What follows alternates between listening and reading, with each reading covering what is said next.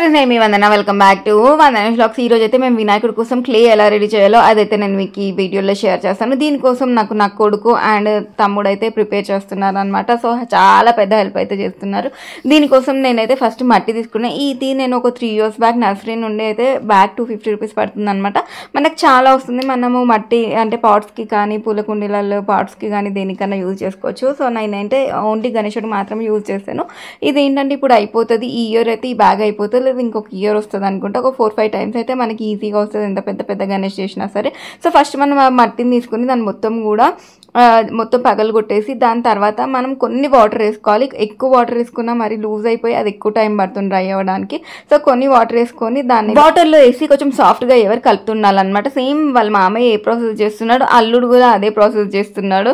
వాడు కూడా సేమ్ మామయ్య ఎలా చేస్తే నేను కూడా అలా చేస్తాను, నేను గణేష్ని చేస్తా అనేసి అయితే కూర్చున్నాడు అనమాట పట్టుకొని. సో ఫస్ట్ మనం అయితే మట్టి తీసేసుకున్నాం కదా, మట్టి తీసేసుకొని వాటర్లో ఇలా వేసేసి దీనికి మనకు కావాల్సిందంటే నెక్స్ట్ వీడిదంతా కంప్లీట్ అయిపోయిందంట. వాడంట ఇప్పుడు గణేష్ కోసం అనేసి రెడీ చేసేసిందంట. నెక్స్ట్ రేపు గణేష్ చేస్తాడంట. వాడి పని అయితే అయిపోయింది, ఇంకా మా చిన్నగాడి పని అయితే ఉందన్నమాట. సో ఇప్పుడు దీన్ని ఇలా మంచిగా మెత్తగా మనం కలిపేసుకుని దీంట్లో ఏంటంటే ఒక 50% వాటర్ ఉండాలి, 50% మనకి మట్టి ఉండాలన్నమాట. సో అలా అయితేనే మనకి పర్ఫెక్ట్గా వస్తుంది.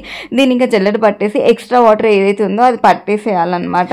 ఈ ఎక్కువ మట్టి ఏదైతే ఎక్స్ట్రా ఉందో దాన్ని మాత్రం తీసుకోవద్దు. కాకపోతే దాన్ని తీసుకున్నా కూడా మనకు మంచిదే. కొంచెం వినాయకుడు రఫ్గా ఉంటే ఎక్కువసేపు మనకి కొంచెం స్ట్రాంగ్గా ఉంటుంది బాడీ అని అనుకుంటారు అనమాట. కొంచెం ఒకసారి రఫ్గా చేస్తాను, ఒకసారి స్మూత్గా చేస్తాను. బట్ ఈసారి ఏంటంటే ఎక్కువ నాకు టైం లేదు కాబట్టి నేను చాలా స్మూత్ క్లే కావాలని అనుకుంటున్నాను. అందుకోసం వీడికి ఇలా చేస్తున్నాను. ఇది మొత్తం మనం జల్లెడ పట్టినాక ఇది ఈ టెక్స్చర్లో ఉందన్నమాట.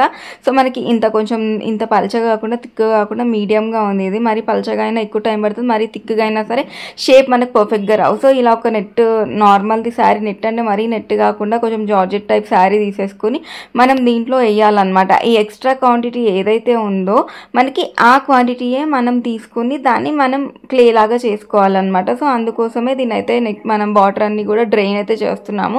ఇది ఇలా పెట్టేసి ఎక్స్ట్రా వాటర్ ఏదైతే బకెట్లో పడుతుందో ఆ వాటర్ మనకి ఇంకా అన్నెసెసరీ థింగ్.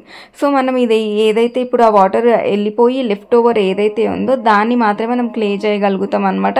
ఇది ఇంకా మొత్తం కూడా ఇలా తీసేసుకుని దీంట్లో ఒక క్లాత్ వేసేసుకొని దీనిలో మనం లేపితే ఇంకా ఎక్స్ట్రా వాటర్ ఏదైతే ఉందో అదంతా కూడా ఒక 5 minutes మనం 5 to 10 minutes ఇలా హోల్డ్ చేస్తూ ఉంటే అది మొత్తం కూడా ఇలా అవుతుంది. దీన్ని ఇలాగే మనం పైకి తీసుకెళ్ళి కట్టేసుకుంటే ఒక దానికి హ్యాంగ్ చేయాలన్నమాట. హ్యాంగ్ చేసినాక ఒక 2-3 days తర్వాత అది మనకి క్లే అవుతుంది. అంటే ఈ 2-3 daysలో ఏదైతే ఎక్సెస్ వాటర్ ఉంటుందో అదంతా కూడా అయిపోతుంది. ఇప్పుడు పైకి తీసుకొచ్చి దీని అయితే ఇలా కట్టాను అనమాట మొత్తం పైన.